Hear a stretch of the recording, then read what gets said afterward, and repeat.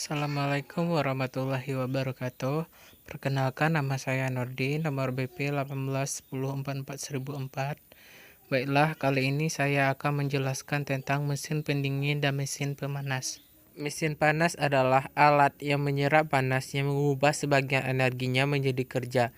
Salah satunya adalah turbin uap yang digunakan untuk menghasilkan listrik di sebagian besar pembangkit listrik dewasa ini. Pada turbin uap, hanya sebagian energi yang diserap oleh panas, yang dapat diubah menjadi energi kerja. Alasannya karena bawah panas yang membawa entropi yang harus dibuang sebelum siklus itu dimulai dari awal. Gambar di atas menunjukkan pola energi ke dalam dan keluar dari mesin panas. Panas yang diserap oleh mesin berasal dari sebuah tempat yang disebut waduk panas, sedangkan limbahnya dibuang ke waduk dingin. Suhu waduk yaitu TH pada waduk panas dan TC pada waduk dingin yang diasumsikan tetap. Simbol KH menunjukkan panas yang diserap dari waduk panas dalam jangka waktu tertentu, KE untuk panas yang dikeluarkan ke waduk dingin. Sedangkan pekerjaan yang dilakukan oleh mesin selama masa ini adalah W. Manfaat mengoperasikan mesin panas adalah kerja, yaitu W. Biaya operasi adalah panas yang diserap, KH. Oleh karena itu didefinisikan efisiensi mesin E sebagai rasio manfaat atau biaya sama dengan W per KH. Hukum pertama termodinamika memberitahu kita bahwa energi masih digunakan, karena keadaan mesin tidak akan berubah pada akhir siklus. Energi yang diserap sama persis dengan energi yang dihasilkannya. Dalam notasi, KH sama dengan QC tambah W. Jika kita mengubah W sama dengan KH dikurang QC, maka E sama dengan 1 dikurang QC per KH. Pada efisiensi mesin, kita menggunakan hukum pertama dan kedua termodinamika. Hukum pertama mengatakan kepada kita bahwa efisiensi tidak bisa lebih dari 1, yaitu kita tidak bisa mendapatkan lebih banyak kerja dari jumlah panas yang dimasukkan ke dalam. Dalam konteks ini, hukum pertama diartikan you can win.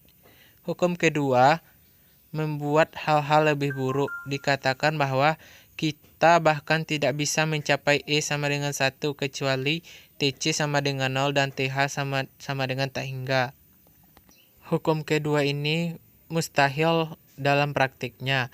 Dalam konteks ini, hukum kedua termodinamika sering disebut dengan you can even break even.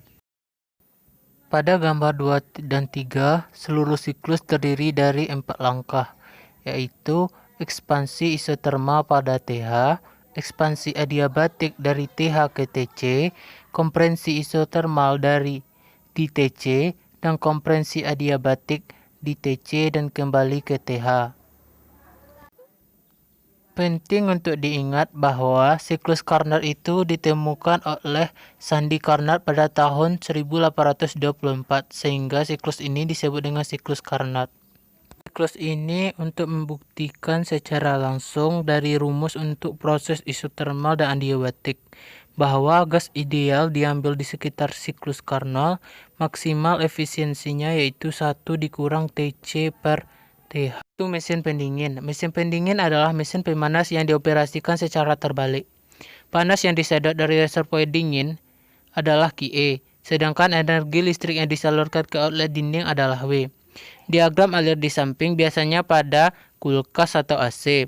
Pada dapur mesin pendingin terdapat ruang di dalamnya yaitu reservoir pendingin dan waduk pemanas dan sebuah kompresor yang memasuk energi listrik untuk bekerja.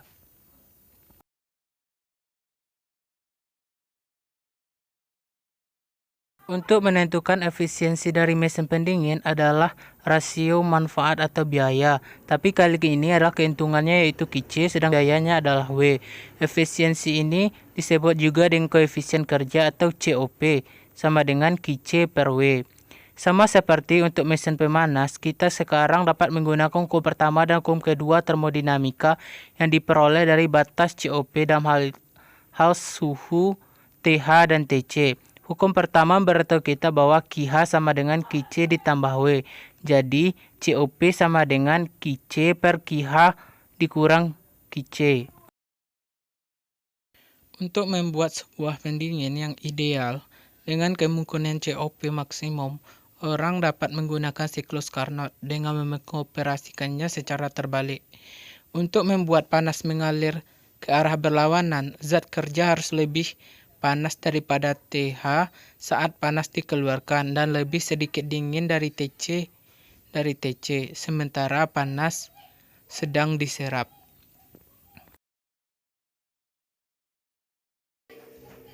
Sekian presentasi dari saya. Salah dan janggal saya mohon maaf. Terima kasih atas perhatiannya. Saya akhiri dengan Assalamualaikum warahmatullahi wabarakatuh.